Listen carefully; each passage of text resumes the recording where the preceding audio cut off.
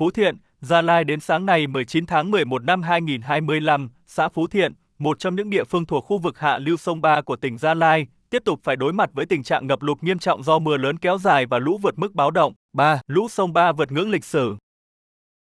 Tình hình lũ lụt trên lưu vực sông Ba đang diễn biến cực kỳ phức tạp. Theo Đài khí tượng thủy văn tỉnh Gia Lai, mực nước sông tại trạm An Pa vào 7 giờ sáng ngày 19 tháng 11 đã đạt 157,05 m, Phú Thiện trong vòng xoáy ngập đến 1,05 m. Đây là mức lũ cao, gây ra tình trạng ngập lụt trên diện rộng khắp các vùng trũng thấp ven sông, trong đó có xã Phú Thiện. Là một xã nằm trong khu vực được cảnh báo rủi ro thiên tai cấp độ 3, Phú Thiện đang phải hứng chịu hậu quả nặng nề.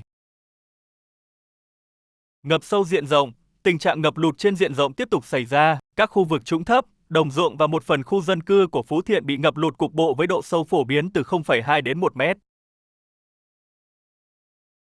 Chia cắt giao thông, mưa lũ đã gây ách tắc giao thông nghiêm trọng trên quốc lộ 25, đặc biệt là đoạn qua huyện Phú Thiện và thị xã An Pa, điểm ngập nặng tại cầu La Perlac. Hàng trăm phương tiện phải dừng lại, chống lũ công tác cứu hộ và tiếp cận gặp nhiều khó khăn.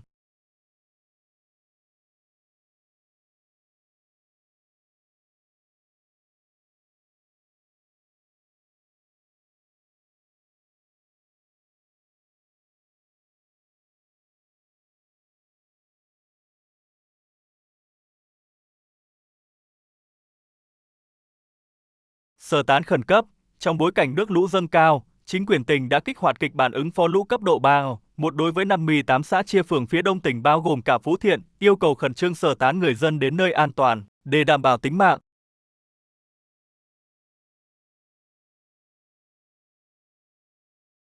Trước tình hình nguy cấp, lực lượng chức năng, bao gồm quân đội, công an và dân quân tự vệ, đã được huy động tối đa để hỗ trợ người dân.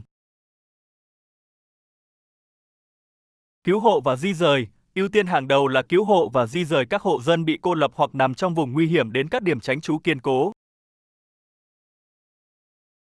Dự báo tiếp tục mưa lớn, theo dự báo, khu vực phía đông tỉnh Gia Lai vẫn tiếp tục có mưa vừa đến mưa to trong 24 đến 48 giờ tới, tiềm ẩn nguy cơ lũ quét trên các sông, suối nhỏ và sạt lở đất, cảnh báo và kiểm soát, các điểm ngập sâu, sạt lở như tuyến đường đi qua Phú Thiện được cắm biển cảnh báo và kiểm soát chặt chẽ, ngăn người dân cố tình đi qua. Tình hình mưa lũ tại Phú Thiện nói riêng và Gia Lai nói chung vẫn đang diễn biến phức tạp, chính quyền và người dân đang nỗ lực tối đa để vượt qua đợt thiên tai lịch sử này, với tinh thần đặt an toàn tính mạng lên trên hết.